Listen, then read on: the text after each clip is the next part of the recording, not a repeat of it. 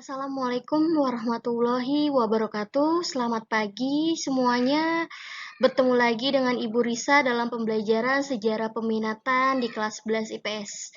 Kali ini ngebahas tentang peristiwa-peristiwa penting di Eropa bagi dunia. Sama seperti hal minggu lalu mengenai ada Renaissance, merkantilisme, reformasi gereja, dan revolusi industri. Oke, selanjutnya ngebahas tentang merkantilisme. Ada pengertian latar belakang tokoh-tokoh negara, akhir merkantilisme, dan pengaruh. Berikut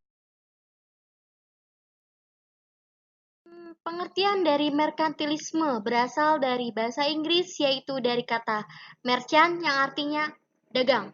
Merkantilisme adalah paham yang ditandai dengan adanya campur tangan pemerintah secara ketat dan menyeluruh dalam kehidupan perekonomian guna memupuk kekayaan logam mulia sebanyak-banyaknya sebagai standar dan ukuran kekayaan yang dimiliki, kesejahteraannya, dan kekuasaan negara tersebut.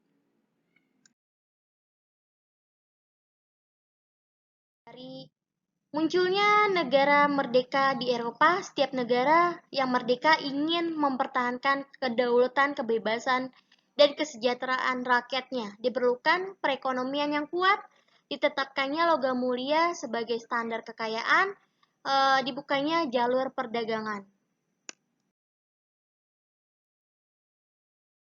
Ikut campur dan menguasai sistem perekonomian, meningkatkan ekspor dibandingkan impor barang yang boleh diimpor hanya bahan mentah dari negara yang dikuasai. Mencegah barang-barang impor dengan memperlakukan biaya masuk yang tinggi, meningkatkan pertumbuhan penduduk sebagai tenaga kerja industri, mencari negara-negara yang kaya akan SDA sebagai daerah jajahannya.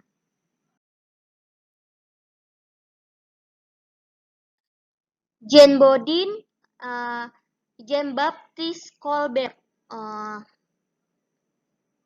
ia tokoh-tokoh merkantilisme. Ada seorang ilmuwan Prancis, orang pertama yang menyajikan teori tentang uang dan harga. Bukunya berjudul Réponse aux paradoxes de Malestroit. Ia menyarankan agar jumlah cadangan yang berupa persediaan emas lebih baik disimpan dan mengeluarkan dilakukan secara hemat dan berhati-hati sehingga berujung pada terkendalinya inflasi.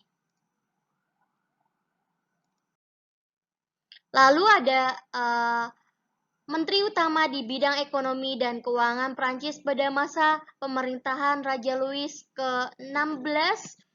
Colbert menjamin monopoli perdagangan perusahaan-perusahaan untuk mendorong munculnya perusahaan-perusahaan baru, khususnya bergerak dalam perdagangan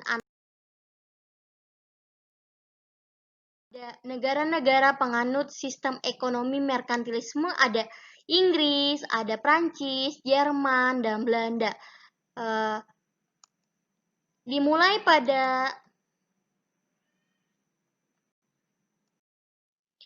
pada masa pemerintahan Henry V dengan cara meningkatkan industri nasional dan menaikkan pajak untuk memajukan pelayaran. Dalam bidang pelayaran, Inggris memiliki pelaut-pelaut ulang seperti Francis Drake dan Walter Raleigh.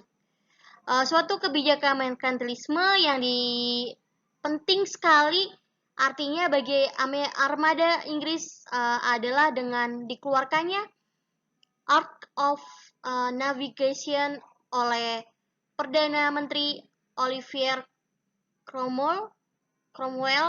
Peraturan tersebut menetapkan barang-barang dari jajahannya hanya boleh disangkut oleh kapal-kapal Inggris. Barang-barang Eropa untuk Inggris hanya boleh diangkut oleh kapal-kapal Inggris atau kapal-kapal dari negara tersebut. Pelayaran hanya diperbolehkan untuk kapal-kapal Inggris. Oke, selanjutnya dimulai pada masa pemerintahan Raja Louis ke-9. Raja Louis ke-11, puncak kejayaan merkantilisme Prancis dipimpin oleh Menteri keuangan Jean Colbert. Merkantilisme di Prancis dikenal dengan sebutan Colbertisme. Selanjutnya langkah-langkah yang dilakukan oleh Colbert dalam membangun merkantilisme Prancis yaitu politik perdagangan melindungi produksi dalam negeri, diberi keringanan pajak untuk ekspor, politik perindustrian memperbanyak industri dalam negeri, industri kecil atau diberikan bantuan. Lalu dimulainya pada masa pemerintahan Frederick. Merkantilisme di Jerman disebut kameralisme, dilakukan pungutan pajak untuk mengembangkan perekonomian.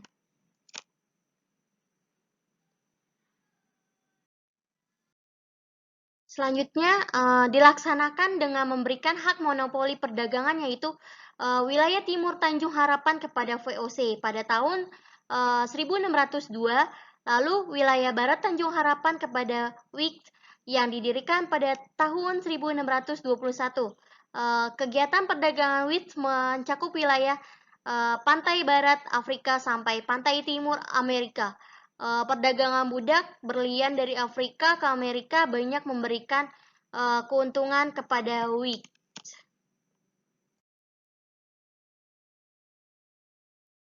Akhirnya politik merkantilisme. Sistem ekonomi merkantilisme berkembang pada abad ke-16 sampai abad ke-17 dan mulai menghilang pada akhir 18 ke abad 18. Seiring dengan munculnya teori liberalisme ekonomi yang diajarkan Adam Smith dalam bukunya The Wealth of Nations.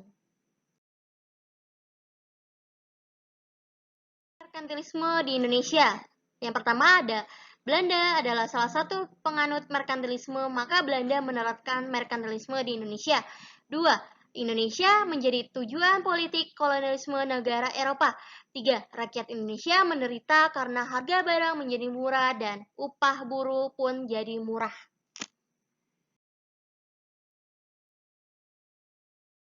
Ada Renaissance, ada pengertian, latar belakang, ciri medley, faktor Itali, tokoh, dampak, dan karya.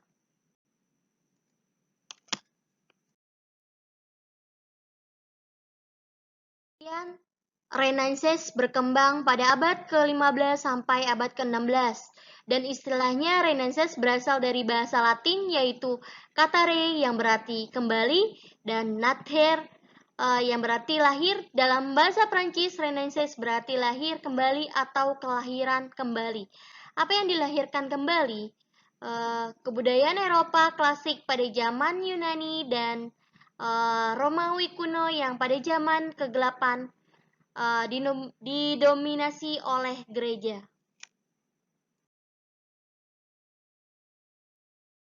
Ada latar belakang. Sebelum zaman Renaissance dimulai, Eropa berada pada zaman pertengahan atau disebut juga masa kegelapan. Hal ini disebabkan dominasi gereja sangat kuat di segala aspek kehidupan. Zaman Renaissance disebut juga pada zaman peralihan, zaman kegelapan, pada abad ke-4 sampai 15, lalu zaman pencerahan pada abad ke-16 sampai sekarang.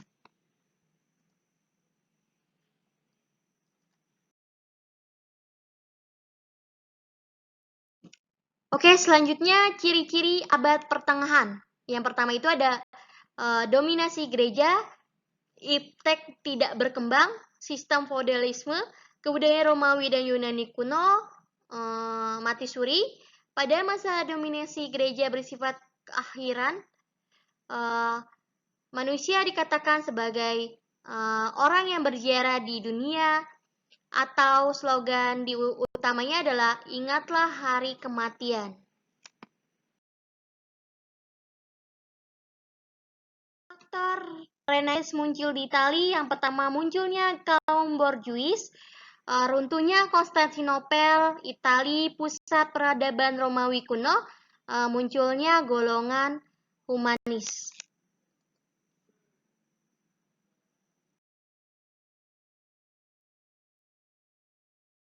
tokoh-tokoh Renaissance. Tokoh-tokoh Renaissance ada Paulus Julius II dan Paulus Leo ke-9. Pemimpin gereja Katolik Roma yang menentang dogma-dogma gereja dan melindungi gerakan Renaissance di Italia. Keluarga Medici. Keluarga Medici merupakan keluarga kaya di Florence, Italia. Keluarga Medici juga membiayai dan mendorong gerakan pembaruan di Italia. Lalu ada Michelangelo. Michelangelo itu adalah seorang pelukis, pemahat, penjaga, dan arsitek pada zaman Renaissance. Lalu ada Leonardo da Vinci, merupakan arsitek, musisi, penulis, pematung, dan pelukis pada masa Renaissance. Lalu ada Nicolaus Copernicus memperkenalkan teori tata surya yang menyebutkan bahwa matahari sebagai pusat tata surya. Selanjutnya ada Galileo, adalah seorang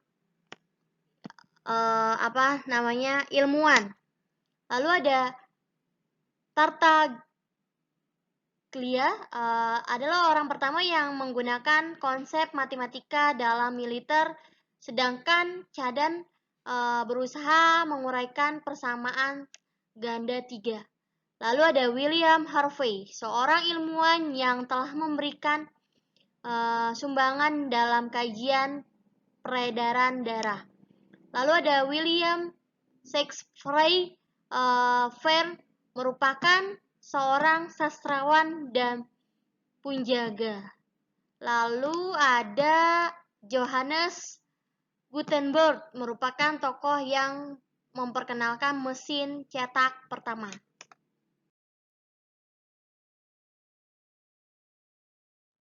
Oke, selanjutnya ada dampak Renaissance. Dampak positifnya itu kesusastraan dan bahasa Eropa klasik berkembang di Eropa, lalu kesenian berkembang bebas, timbulnya kebebasan berpikir, berkembangnya ilmu pengetahuan dan teknologi, berkembangnya paham sekularisme, penjelajah samudera, berkembangnya perdagangan. Lalu negatifnya ada karya-karya besar Eropa pertengahan dipandang rendah seperti ajaran skolatik dan kebudayaan Gotik. Ada individualistik, penghormatan pada ajaran gereja berkurang, berkembangnya nudisme.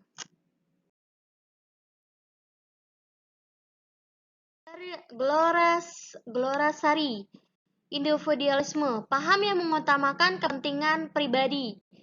Lalu ada skolarisme, paham keduniawi dan menolak ajarannya. Lalu ada skeptisme, mudah percaya kepada perkataan orang lain. Materialisme itu mementingkan benda untuk sebuah kepuasan. Lalu ada rasionalisme, itu suatu hal yang harus ditimbang melalui akal sehat. Klasisme itu memuji suatu hal yang berasal dari kebudayaan klasik. Lalu ada nudisme, karya seni yang vulgar. Humanisme itu sikap memanusiakan manusia. Lalu selanjutnya ada karya masa Renaissance. Di sini ada contoh gambar dari Mona Lisa. Yang kedua itu ada Baptist of Christ, yaitu karya dari Leonardo da Vinci. Selanjutnya ada dari karya Portrait of a Man in Red Coat. Yang contoh yang kedua itu ada gambar The Last Supper, yaitu karya dari Leonardo da Vinci. Selanjutnya ada tokoh dari Cristo della Minerva. Yang kedua contohnya Creation de Adam, karya dari Michelangelo Selanjutnya ada karya dari masa Renaissance Klurkiewicz. Yang kedua, gambar dari Vatican La Pietà, karya dari Michelangelo Buonarroti. Selanjutnya ada contoh gambar dari William Shakespeare.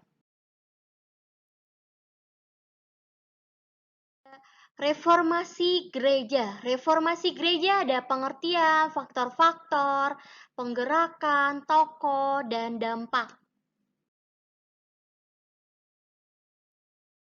Selanjutnya ada pengertian dari dampak dari Renaissance juga mengakibatkan munculnya reformasi gereja dipelopori oleh Martin Luther pada tahun 1483 sampai 1546. Seorang teolog dari guru besar Universitas Wittenberg atau di Jerman. Reformasi gereja adalah sebuah upaya perbaikan dan kembali pada ajaran gereja yang lurus. Gerakan reformasi berupa sikap kritis terhadap penyimpangan yang dilakukan oleh pihak gereja Katolik pada waktu itu, terutama adanya adanya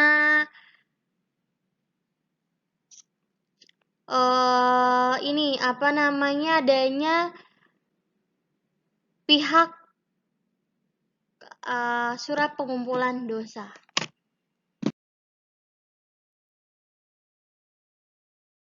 Oke, faktor timbulnya reformasi gereja yaitu ada penyimpanan gereja Katolik dengan menjual surat penebusan dosa. Yang kedua, berkembangnya paham humanisme, kemungkinan banyak orang yang membaca dan mempelajari ajaran Yesus Kristus yang asli.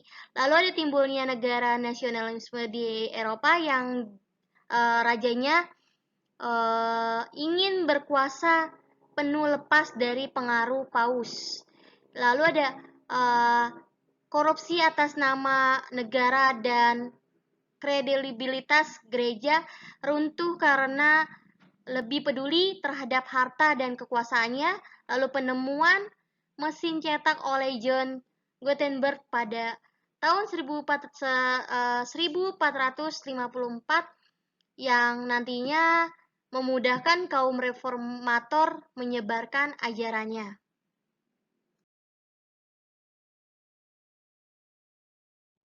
Gerakan reformasi gereja berawal di Jerman yang dipelopori oleh Martin Luther pada 31 Oktober 1517.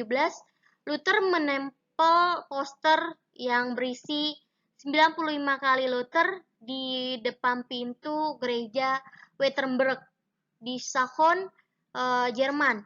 Dalil tersebut berisikan kritikan terhadap gereja Katolik Roma dan ditulis dalam bahasa Latin. Setelah itu, 95 dalil Luther diterjemahkan dalam bahasa Jerman dan dengan cepat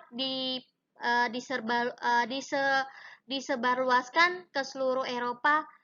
Lalu gerakan Luther mendapatkan dukungan dari kaum bangsawan karena mereka ingin mempertahankan otonomi politik mereka dari pihak gereja.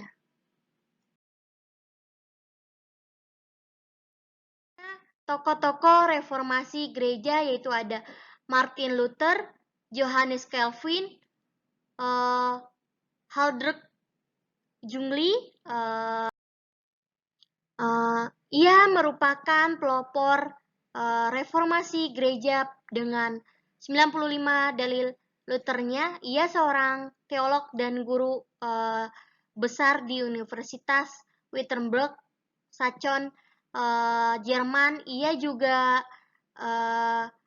menerjemahkan Alkitab dari bahasa Latin ke bahasa Jerman.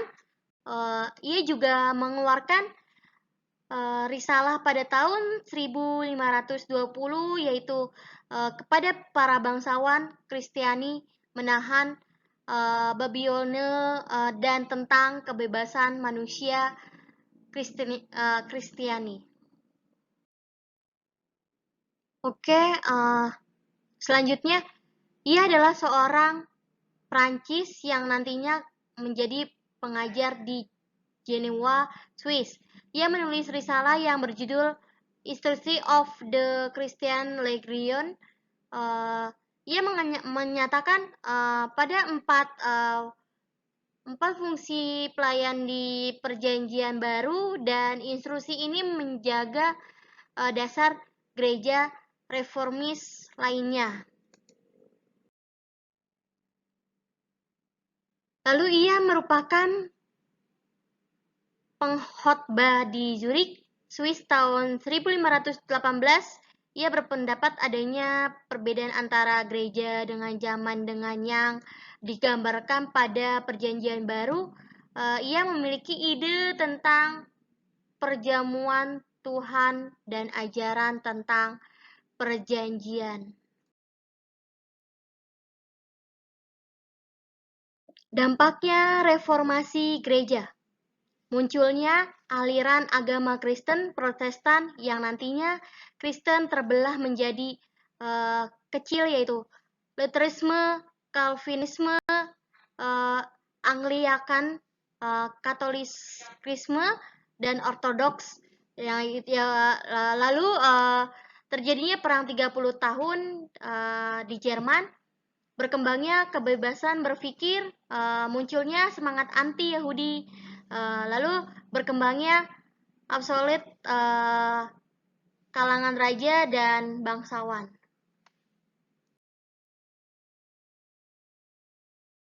Oke, thank you sudah mendengarkan, sudah apa yang saya sampaikan, apa yang saya jelaskan. Semoga ilmunya bisa bermanfaat bagi kalian semua. Ketemu lagi dengan materi selanjutnya. Assalamualaikum warahmatullahi wabarakatuh.